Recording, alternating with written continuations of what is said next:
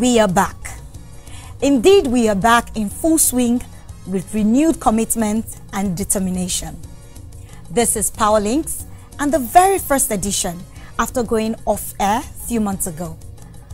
Well, the reason may not be far-fetched.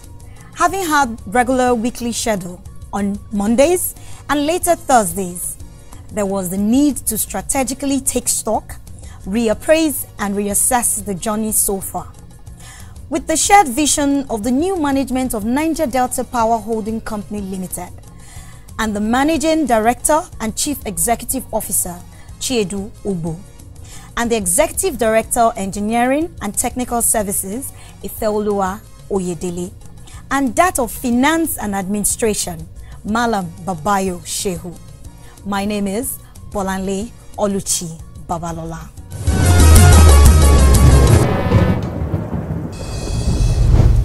Yes, going forward, Powerlinks is going to maintain this important time belt on the largest television network of the Nigerian Television Authority, NTA, and will continue to keep you abreast of developments in the power sector, with particular attention on the activities of the NDPHC and NIPP.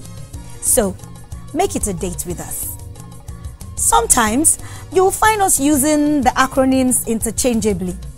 While NDPHC is Niger Delta Power Holding Company, the corporate identity of the company, NIPP is the National Integrated Power Project, the project's name. So simply, NDPHC owned NIPP in trust and on behalf of Nigerians. Our mandate is to provide power to Nigerians. To do that, we'll have to complete these projects, and we're focusing on them, we're pursuing them vigorously. We're also working towards ensuring that those not connected to the grid, the underserved rural communities, we're also able to bring power to them. Small communities, we're also doing 20,000 solar home units. The Vice President commissioned recently. We've done a community. We're receiving consignment now for the rest of the communities. We are working on that as well. So that is part of the mandate again to bring electric power to Nigerians. Then we're also working at the existing generation stations because NIPP were set up as a project. And we can't have running this massive project with all the attendant issues and all that. So the mandate is also to privatize. In fact, it started before this administration, and this administration is continuing with it. And it's our mandate to ensure that we complete the privatization of these projects. That is ongoing. The transaction has advanced substantially.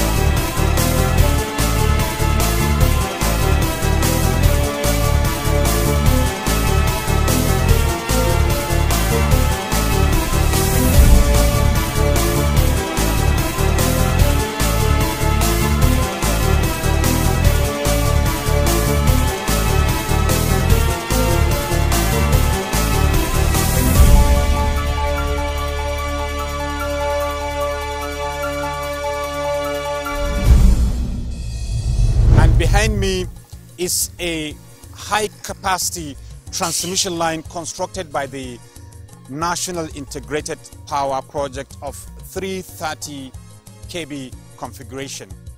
It is important to know that. Do you remember him? Line actually stands for. Hamza did serve the pioneering role of packaging and presenting Powerlinks under the direction and support of his employer, the Nigerian Television Authority, NTA, and Niger Delta Power Holding Company Limited. Powerlinks became very popular and about the only one entirely dedicated in Nigeria's television industry, bringing updates, highlights, prospects and challenges, as well as developments in the Nigerian electricity supply industry, NESI, but with particular attention on the activities and implementation of the National Integrated Power Project, NIPP, and associated agencies. in all the places this line has traversed. Kudos to Makursi for service to the fatherland. In this maiden edition of Repackaged Powerlinks, it is our mission, and I'm sure you will like the idea as we take you down memory lane. Well, the milestone by the National Integrated Power Project is far and wide. But first, we start with the challenges because there may be no success without difficulties. And one of them for NIPP is the area of vandalism. Vandalism of critical national infrastructure has become a disturbing phenomenon affecting the development of the nation. It is in many dimensions, from the petroleum sector to electricity and other vital installations. The country loses colossal amounts through vandalism and in the repairs of the damages.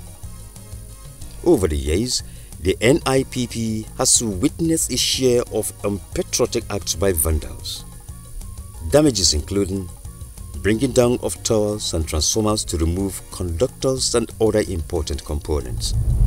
Has serious challenges, way-live issues, court cases by communities and some individual interests, and then vandalism as a result, because when you have injunctions restraining projects, the projects are not ongoing.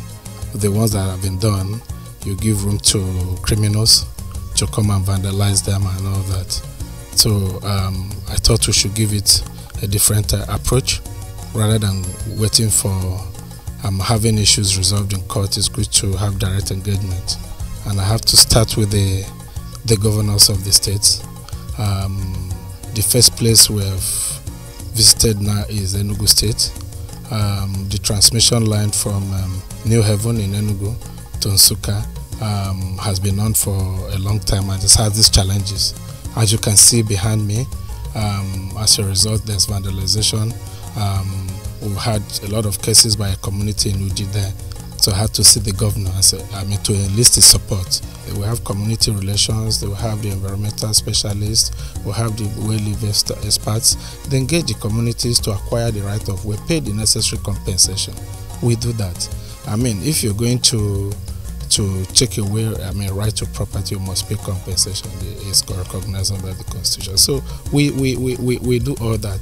The problem you have is you pay compensation today, you move the next step, the next kilometer, the person shifts to that point and waits for you there. And you say, oh, you only paid me for the last kilometer, you haven't paid for this point. And all that has to stop.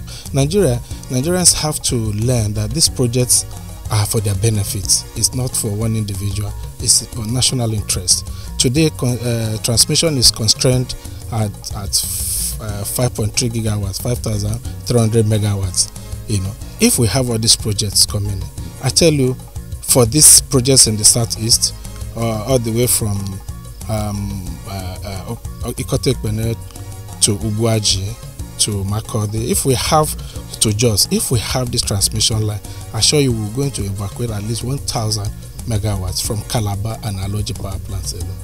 And we are doing everything. What is infrastructure? What is the power plant if the people cannot feel it, if Nigerians cannot feel the power that comes from them? We are doing everything possible to get gas to this power plants. The minister is working tirelessly. His Excellency the Vice President is working tirelessly to get gas, and government has invested in these transmission projects. What else? But the people, some individual interests are frustrating these projects, and that's why we're saying the governors should help us to talk to their people. Let us resolve these issues. They should stop frustrating national projects with frivolous cases. Lately in Jos of Plateau State, thieves vandalized all of the newly installed completely self-protected CSP transformers. Nemesis has caught up with them for daring to sabotage the nation. The Nigeria police have rounded them up and arraigned before the courts to explain their own side of the story. However, to stem the menace, NIPP is engaging communities and their leadership as well as state governors on the urgency to own projects in their domains and assist in curtailing the theft and sabotage of power infrastructure.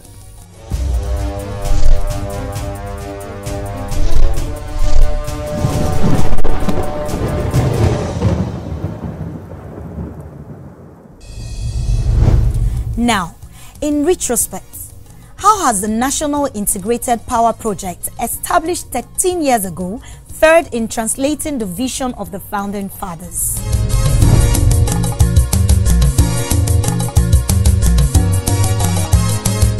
It is an established fact that a vibrant electricity sector is the most important component capable of fast-tracking the development of any nation in all ramifications. Countries where power supply is successful have higher gross domestic product with greater prospects of addressing development challenges. When the government of President Olusegun Obasanjo came into power, it conceived the NIPP as a special intervention to address the crisis in the power sector. It has a serious determination to turn around the fortunes for economic development. At the time, government discovered that the problem was capacity limitation, and it was not difficult to approve a plan of action and walk the talk. Initially, the project was planned with 7 gas-fired power plants, mostly around the south-south, to take advantage of gas availability. It was later expanded to 10 plants with associated projects of gas, transmission, and distribution infrastructure. After overcoming many setbacks on funding and implementation, the NIPP is arguably one of the most successful government's own intervention programs, which has favorably changed the conversation in the power sector of Nigeria. The National Integrated Power Project is therefore a combination of gas, generation, transmission and distribution infrastructure, all together into one ambit, hence the word integrated. And national because power sector business is highly capital intensive, hence the project using the constitutional principles of true federalism is funded by the 3 tiers of government for benefit of all Nigerians. In fact, all states and local government areas are shareholders under the Niger Delta Power Holding Company Limited.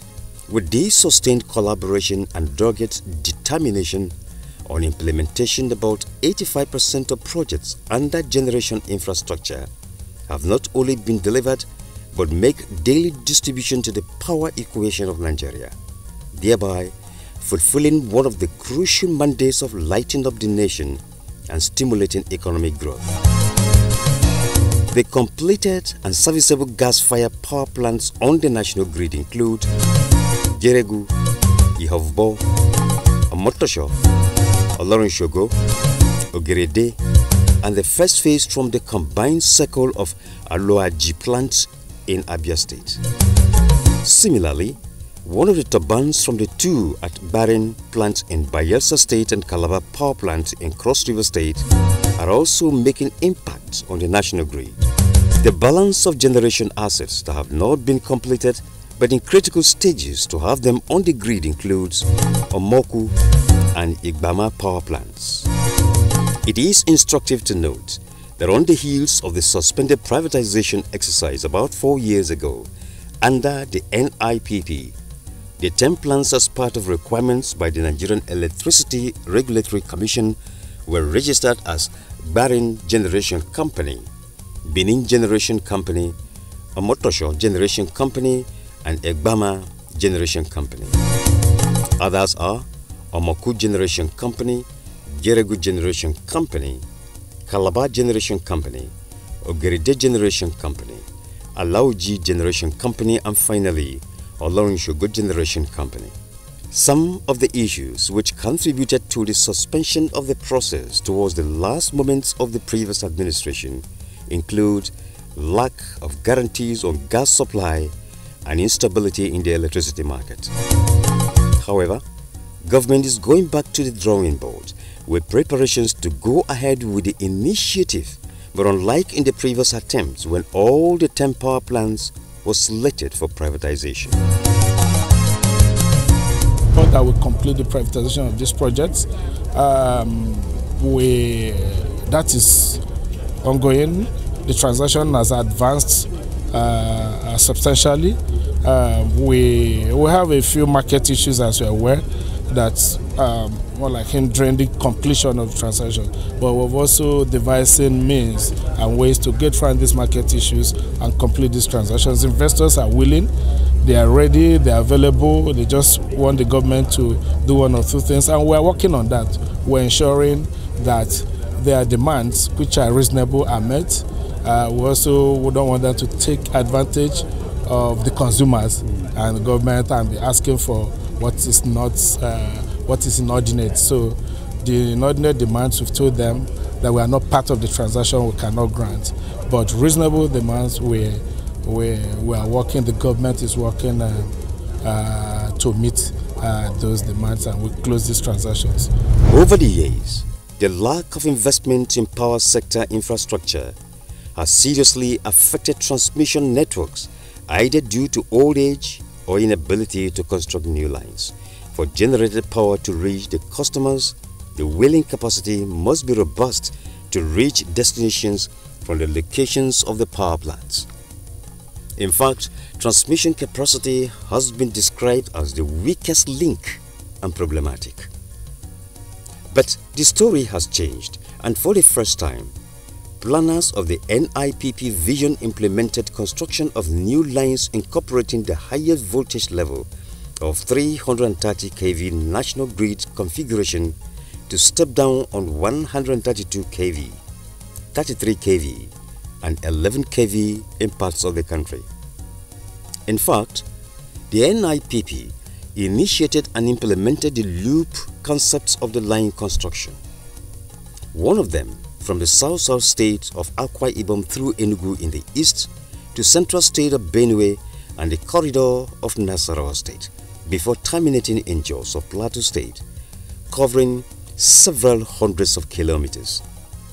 Experts say, with quite a significant number of generation plants in the axis of the south-south, wheeling capacity to other parts of Nigeria, particularly the northeast, is producing results. But what even makes the loop concept more robust is a supply line linking the Federal Capital Territory, Abuja, from Ajaokuta in Kogi State by the NIPP. The organization was strategic in coming up with the initiative to ensure that the failure of any of the lines due to system collapse will be complemented by the order towards ensuring that electricity supply is available. Under the NIPP implementation, transmission line projects are aligned with associated substation infrastructure. In this direction, investments was made with the construction of new substation at the border community of Okiaro between Lagos and Ogun states. Several orders have also been completed in Lagos, including the special purpose constructed with gas-insulated infrastructure at Lekki, among many within Lagos to serve expanding businesses and residential needs. Similarly, in the southeast, the brand new substation at Ugwaji community of Enugu State, as well as the upgrades at the New Haven and Onisha continues to make positive impact. In the same vein, in the south-south, the Kotekbene switching center and substations at Asaba, Ekotabasi, and many others within the axis have been delivered. In the north, similar interventions have since been successfully completed at Mando in Kaduna, Kumbotso of Kano, Jos, and the new stations in Makudi and Ajaokuta, as well as Lokoja of Kogi State. In the FCT, the new Gwagwalada substation is another testimony of the NIPP meeting commitments and the upgrade of Katangpe, Asokoro, and Central Business District substations. For the NIPP, it is still work in progress with initiatives of getting contractors lagging behind due to host community issues to finish work. But there are new projects coming up, like that of Nasarawa State 330 kV substation in Lafia. Let me express my anxiety and happiness and excitement that the day we have been waiting for more than 3 or 4 years is now seeing the light of the day. Like you know, NIPP had been in charge of handling this basic and robust energy infrastructure across the country. And we have been very, very lucky since the time of Olotu down to this present moment in struggling to ensure that the 330 line that passes across Nasarawa State to be stepped down. I was very lucky to have had the ears of Mr. Vice President on this request, together with Mr. Chinedu, who then was the special advisor, and incidentally now the managing director of NIPP. So as God will have it, everything is falling online. The commitment and passion Mr. Vice President and the MD NIPP has for this project knows no bound. I want to say that I'm very, very happy and excited that this thing we have been working towards has come to fruition. I'm happy to say that the contract has been awarded and all necessary due diligence have been completed for the work to take off.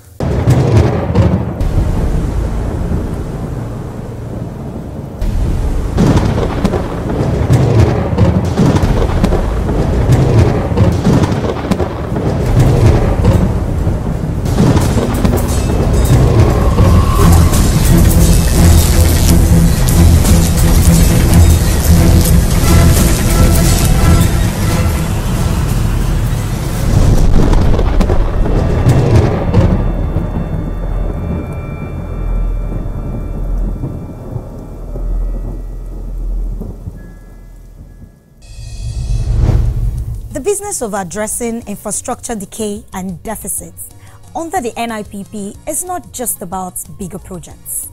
Although reputed as having done the largest intervention in all areas of need in the power sector, the NIPP, you may have noticed, has one or many projects in your neighborhood.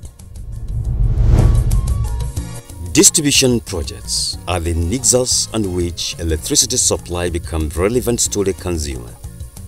It is the level at which effects of availability or otherwise can be felt and appreciated. NIPP has constructed and inaugurated in hundreds new injection substations which have been handed over to the distribution companies under their franchise areas. Several hundred kilometers of 33 kV and 11 kV have been completed. Each time some of us encounter individuals blaming the government or blaming the distribution companies, it's more out of lack of understanding of the value chain. The value chain of electricity is so clear. Whereas you find gas being the first line of what is required for any power system to work efficiently, nobody sees gas supply. Even the Gencos, the admins of this world, nobody sees the Gencos. The transmission company, nobody sees the transmission company. It's the distribution man they see. Now, power flows first from the gas supplier through the entire chain to the last man. Money flows reverse order. There are certain indices that if they move, for example, inflation, foreign exchange, gas price, production availability, and so on and so forth. If any of these indices move 5% over or below the benchmark, there's going to be an automatic adjustment of tariff. Now, we were promised when we came in as investors that we are going to have a cost-reflective tariff. What that means is that at least we will have a tariff that covers our cost and also ensures that we make a return on our investment. That has not happened. Government should act decisively, act promptly, and make sure that the support that it is giving to the privatized companies in Nigeria's power sector is appreciated. The government has been magnanimous. The government has decided, in view of all the controversies surrounding the performances of these companies, to support them.